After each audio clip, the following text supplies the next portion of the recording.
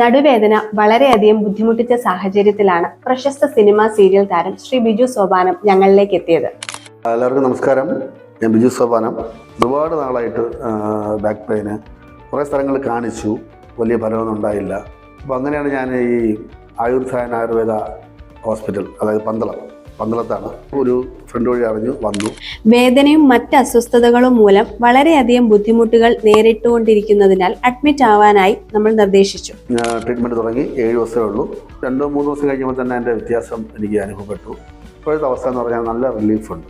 ഇപ്പോഴത്തെ ട്രീറ്റ്മെൻറ്റ് രീതി നമ്മുടെ ശരീരം അറിഞ്ഞ് ഉള്ള മരുന്നും ട്രീറ്റ്മെൻറ്റുമാണ് ഇവിടെ. വളരെ വേഗം തന്നെ അദ്ദേഹത്തിന് ബുദ്ധിമുട്ടിച്ചിരുന്ന പ്രശ്നങ്ങളൊക്കെ ചികിത്സ കൊണ്ട് മാറ്റിയെടുക്കാൻ ഞങ്ങൾക്ക് കഴിഞ്ഞു.